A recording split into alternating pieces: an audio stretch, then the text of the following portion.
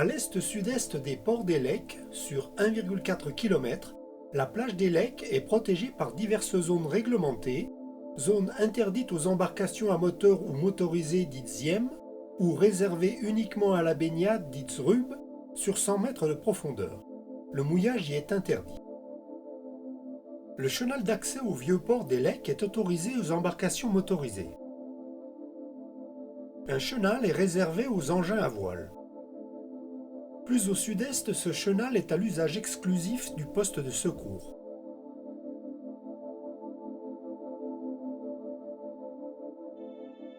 L'agrandissement du port de Saint-Cyr-l'Élec de 1971 à 1976 a permis la création du nouveau port, un bassin de 3 hectares destiné à la plaisance, concédé à une société privée.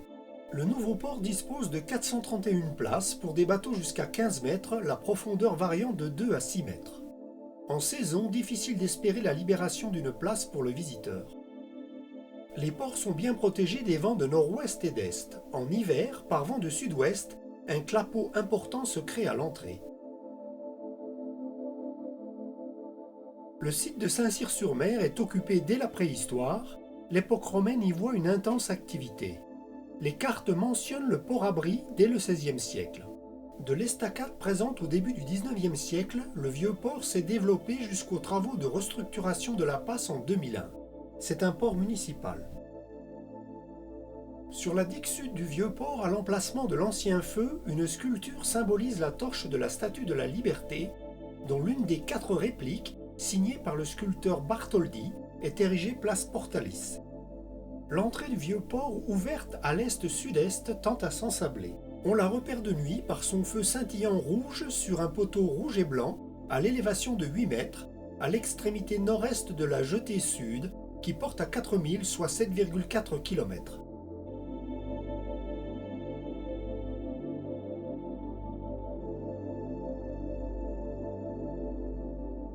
Dans la baie d'Élec, on trouvera un vaste mouillage du même nom, bien protégé des vents d'est à sud-est, dans 5 à 15 mètres d'eau, sur des fonds sableux entre les plaques d'algues.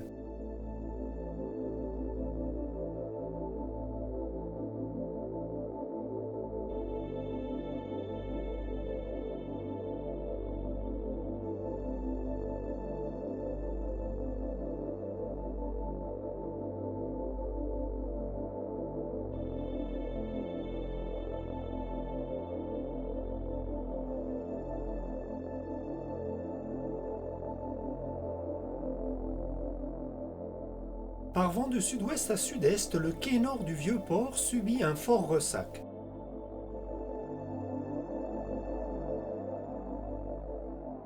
Le nouveau port est organisé en 7 appontements, numérotés de 2 à 8, entourés de quais. On prendra garde aux quais de rive non accostables, sauf devant la capitainerie. L'accueil du nouveau port se fait à l'extrémité hantée du ponton numéro 7, immédiatement à bâbord en entrant.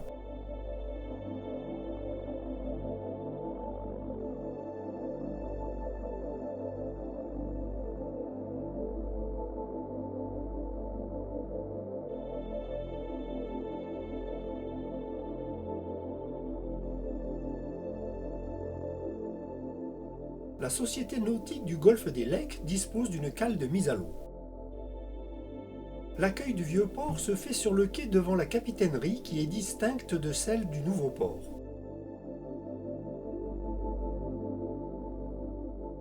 Le vieux port dispose de 203 places dont une vingtaine visiteurs pour des bateaux de longueur jusqu'à 8,25 m, la profondeur variant de 1,1 m à 50 cm.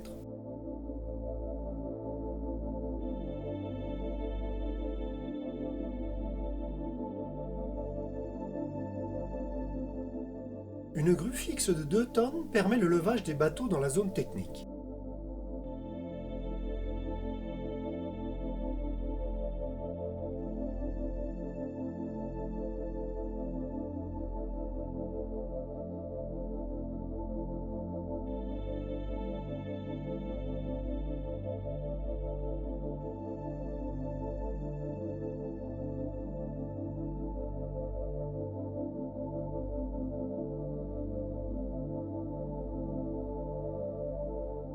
Le nouveau port dispose de sa propre capitainerie.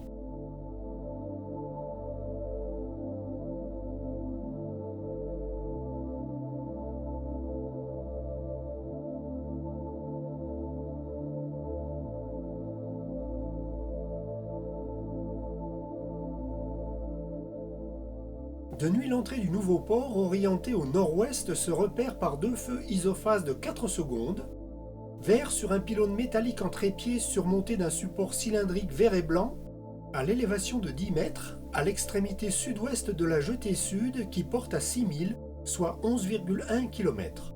Rouge sur un support rouge à l'élévation de 3 mètres, à l'extrémité de la contre-jetée ouest, qui porte à 3000, soit 5,6 km. À l'ouest des ports des Lecques s'ouvre la baie de la Ciotat et ses ports, 3,2 milles à l'ouest, soit 6 km, facilement repérable par la falaise du bec de l'Aigle. Sur le môle de la contre-jetée ouest du nouveau port se trouve le chantier naval et ses moyens de levage. Pour le carburant, il faudra prendre rendez-vous, l'avitaillement se faisant par camion-citerne sur le quai dédié, immédiatement à bâbord, à l'entrée du nouveau port.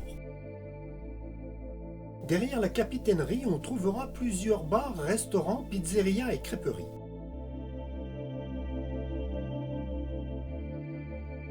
L'arrêt de bus de la ligne 8001 permet de rejoindre à l'ouest la Ciotat et à l'est Bandol en passant par la gare. Pour se ravitailler, on suivra vers l'est sur 1 km l'avenue du Port puis l'allée des Pins. On trouvera une boulangerie, une supérette, puis la pharmacie et une banque avec son distributeur de billets.